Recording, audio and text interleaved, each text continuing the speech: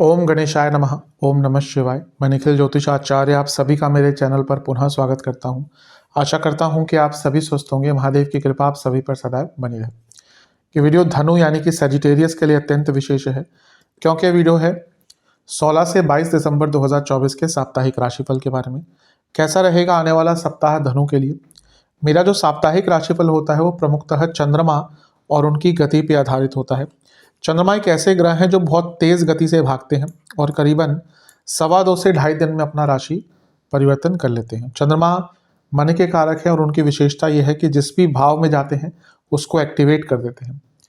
इसीलिए day to day activities पर उनका प्रभाव बहुत होता है और इसलिए साप्ताहिक राशिफल की विशेषता बहुत होती है।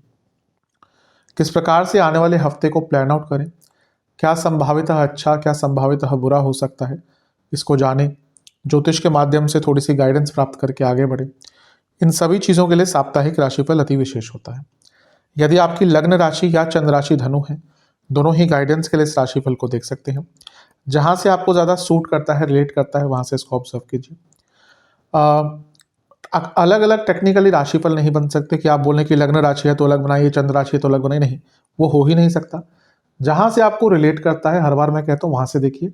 मेरा अगर मत पूछते हैं, मैं कहता हूँ लग्न राशि देखिए, नहीं पता तो आपको चंद्र राशि देखिए, या फिर जहाँ से आपको सूट करता है वहाँ से देखिए। शुरू करते हैं। चंद्रमा आपके सप्तम भाव में रहेंगे 16 तारीख को, और 17 तारीख को शाम के 7 बजे तक यहीं पे उनका प्रवास रहेगा।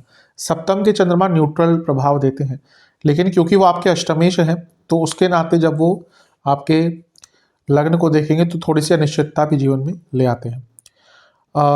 ये जो चंद्रमा है ये पूर्णिमा युक्त है, पूर्णिमा योग युक्त है, क्योंकि सूर्य की पूरी किरणें उन पर पड़ रही हैं। और पूर्णिमा कब बनती है? जब सूर्य की पूरी किरणें चंद्रमा पर पड़ती हैं। और वो पूर्णिमा तिथि की बात नहीं करता मैं यहाँ पे, ये पूर्णिमा योग है जो ज्योतिषीय योग होता है।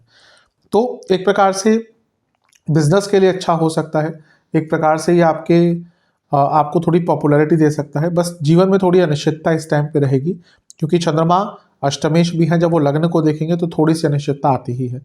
सूर्य आपके भाग्य स्थान के स्वामी है।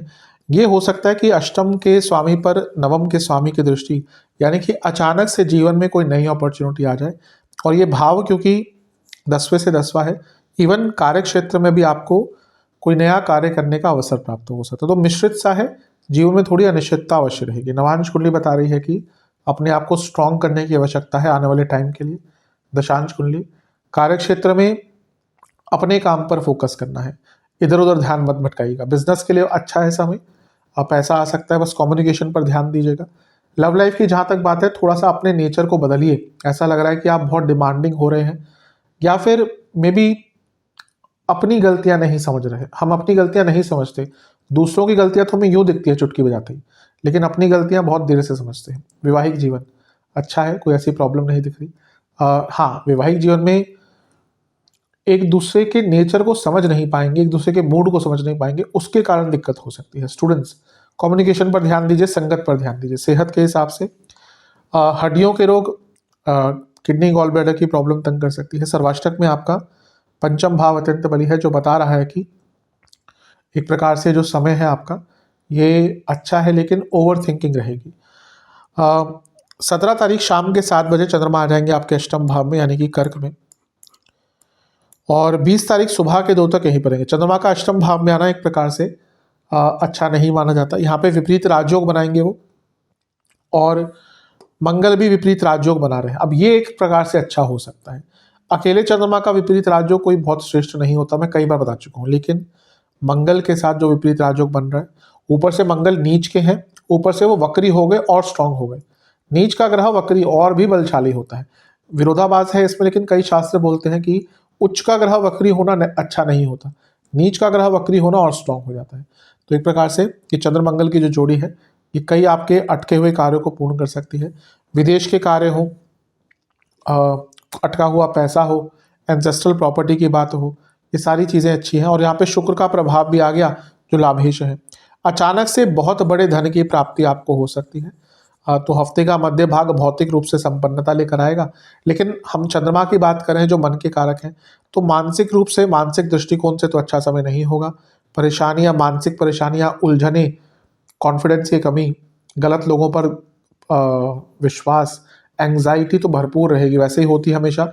और यहाँ पे चंद्रमा भी पीड़ित हो गए तो एंग्जाइटी बहुत रहेगी। वाणी पर नियंत्रण रखिएगा, क्योंकि ये दोनों ग्रह वाणी के स्थान को देखेंगे और वाणी के स्थान में ऑलरेडी छठे घर के स्वामी बैठे हुए हैं, तो वाणी पर नियंत्रण बहुत अनिवार्य रहेगा।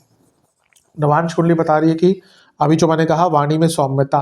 दशांश कुंडली, कार्य क्षेत्र में आपको अपने कार्य को दिखाने का अवसर मिलेगा, अपने स्किल्स को दिखाने का अवसर मिलेगा। बिजनेस में अचानक से बड़ा धन। लव लाइफ थोड़ा सा अनिश्चितता दिख रही है, इसलिए बातों पर बहुत नियंत्रण रखिएगा। बिजनेस की जहाँ तक बात है, अपनी बातों में एक फ्रेंडलीनेस रखिएगा और अपने कम्युनिकेशन और अपने संबंधों को बढ़ाने की कोशिश कीजिए। स्टूडेंट्स की जहाँ तक बात है, आपको पुरानी चीज़ों से निकलना पड़ेगा। अभी लगता है कि पुरानी ही चीज़ों में फंसे हुए हैं। सेहत के हिसाब से इन्फेक्शंस, नसों के रोग और बीपी। सर्वाष्टक में आपका पंचमी बली है, लक्ष्मी स्थान बली है, बहुत बड़ा धन अचानक से आ सकता है।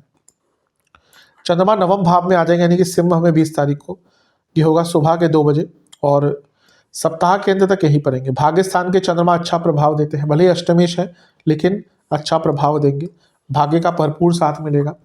यहाँ पे शनि की दृष्टि भी है जो धनेश है, और चंद्रमा क्या है, अष्टमेश है, तो अचानक से बड़े धन की प्राप्ति फिर से दिख रही है। शनि तीसरे घर के स्वामी भी है, यानी कि उपचय भाव के स्वामी। यहाँ भाग्य है, यहाँ पे पराक्रम है, तो भाग्य पराक्रम एक दूसरे का साथ देगा।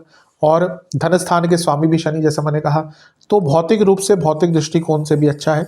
गुरु से केंद्र में है तो गजकेसरी योग भी बना, ये भी एक प्रकार से आपके लिए बहुत अच्छा है। तो ओवरऑल देखा जाए, ये जो समय है आपका काफ़ी अच्छा दिख रहा है, काफ़ी संपूर्णतापूर्ण दिख रहा है। भाग्य का साथ मिलेगा, यात्रा पे जाने का योग है, धार्मिक कार्य, धार्मिक जगहों पर जाने का योग है, तो अच्छा समय है, लाभ उठाइएगा। नवांश कुंडली बता रही है कि बहस मत कीजिएगा, वरना अच्छा खासा समय खराब हो जाता है। दशांश कुंडली, कार्य क्षेत्र में अच्छा काम करने का अवसर मिलेगा, ट्रांसफर का मौका अगर चाहिए तो मिल सकता है। बिजनेस बहुत अच्छा टाइम है, बस कुछ अलग नहीं कीजिएगा। लव लाइफ, ज़्यादा डोमिनेटिंग मत बनिएगा, डिमांडिंग मत बनिएगा। वैवाहिक जीवन, प्यार से बातचीत कीजिएगा, जहाँ पे थोड़ा सा गुस्सा या डोमिनेंस दिखाया दिक्कत होगी। स्टूडेंट्स, अपने ऊपर ट्रस्ट थोड़ा सा कम होगा, उस पर काम कीजिएगा। अपने कॉन्फिडेंस को बढ़ाने पर आपको ध्यान देना है। सेहत की जहाँ तक बात है, गले के रोग, नसों के रोग, हड्डियों के रोग। सर्वाष्टक में आपका लाभ स्थान बली है, बता रहा है कि हफ्ते के अंत में कुछ बड़ा लाभ हो सकता है, कुछ बड़ी इच्छा की पूर्ति हो सकती है। उपाय के स्वरूप में आपको शिव चालीसा का 1 बार पाठ करना है, और इसके साथ ही ओम नमः शिवाय का 21 बार पाठ करना है। आशा करता हूँ कि वीडियो काम आएगी। चैनल पर नहीं है, सब्सक्राइब कीजिए, वीडियो को लाइक कीजिए। मिलता हूँ अगली वीडियो में, तब तक के लिए ओम नमः शिवाय।